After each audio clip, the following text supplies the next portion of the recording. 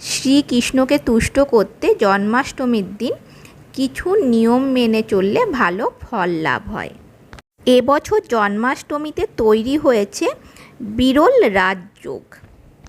নমস্কার বন্ধুরা, আমি অনিন্দিতা। আমি আজ আপনাদের জানাবো এই বছর জন্মাষ্টমীতে তৈরি হয়েছে বিশেষ বিরল যোগ। সেই বিরল যোগটা কী, এবছর জন্মাষ্টমী কবে করতে হবে, জন্মাষ্টমীর দুদিন পড়েছে, তো কোন দিনটা করা ভালো, তার সাথে সাথে জানাবো যে সঠিক সময় কোন সময়টাই করতে হবে জন্মাষ্টমী, জন্মাষ্টমীতে কী ভোগ নিবেদন করবেন, জন্মাষ্টমীর মাহাত্ম্য, আরও অনেক কিছুই জানাবো। সেই সব জানতে হলে ভিডিওটা স্কিপ না করে শেষ পর্যন্ত দেখতে হবে। আর আমার চ্যানেলটা যারা সাবস্ক্রাইব করেছেন তাদেরকে অসংখ্য ধন্যবাদ জানাই। আর এখনও যারা আমার চ্যানেলটা সাবস্ক্রাইব করেননি তারা নিচে থাকা সাবস্ক্রাইব বাটনটা অন করে দেবেন আর পাশে থাকা বেল আইকনটা অল করে দেবেন, তাহলে আমি যখনই নতুন নতুন ভিডিও আপলোড করব আপনারা সাথে সাথে তার নোটিফিকেশন পেয়ে যাবেন। হিন্দু ধর্মে কৃষ্ণ জন্মাষ্টমীর বিশেষ মাহাত্ম্য রয়েছে। ভাদ্রপদ মাসে কৃষ্ণপক্ষের অষ্টমী তিথিতে কৃষ্ণ জন্মাষ্টমী পালিত হয়।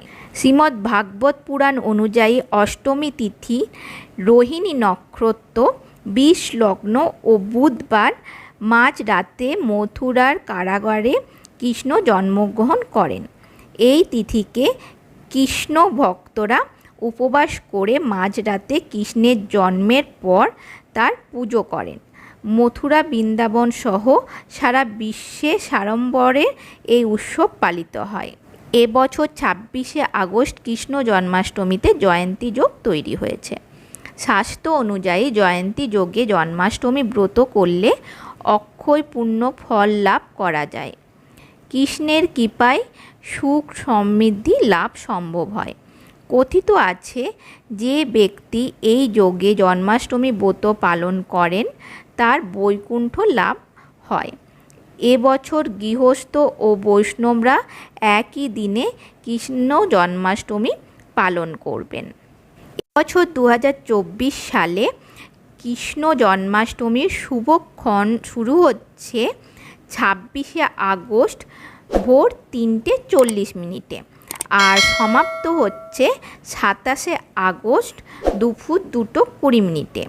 অতএব এবছর ভাদ্রপদ মাসে কৃষ্ণপক্ষের অষ্টমী তিথি পড়েছে 26শে আগস্ট।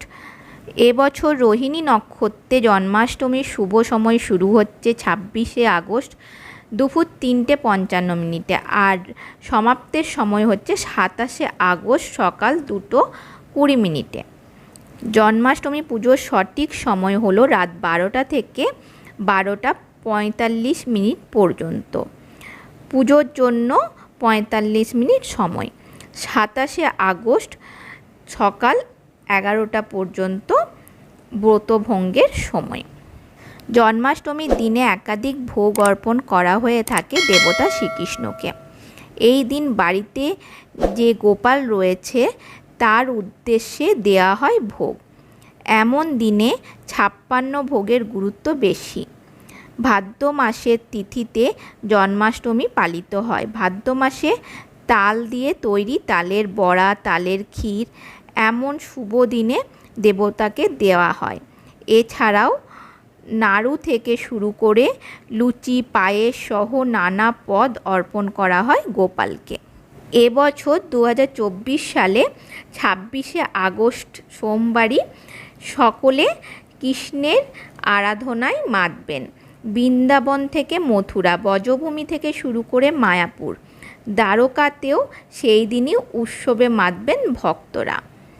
এই দিনে উত্তর ভারত তো বটেই, বাংলার ঘরে ঘরে বালগোপাল হিসেবে পূজিত হন শ্রীকৃষ্ণ। শ্রীকৃষ্ণের জন্মের পূর্ণ লগ্নে অনেকেই তো উপবাস করবেন, কিন্তু সেইটুকুই যথেষ্ট নয়। শ্রীকৃষ্ণের জন্মদিনে কিছু নিয়ম মেনে চলতে পারলে ভালো, সেক্ষেত্রে শ্রীকৃষ্ণকে সন্তুষ্ট করা যায়। জন্মাষ্টমীর দিন উপবাস করেন অনেকেই অথবা নিরামিষ খেয়ে থাকেন। সঙ্গে হরিনাম জপ, শ্রীকৃষ্ণ লীলা শ্রবণ ও ভাগবত গীতা পাঠ করতে পারলে ভালো হয়। গোপালকে লাড্ডু ভোগ দিন। সকালেই নিবেদন করুন। রাতের পুজোয় চিনি, মিছরি এবং শুকনো ফল নিবেদন করতে পারলে ভালো।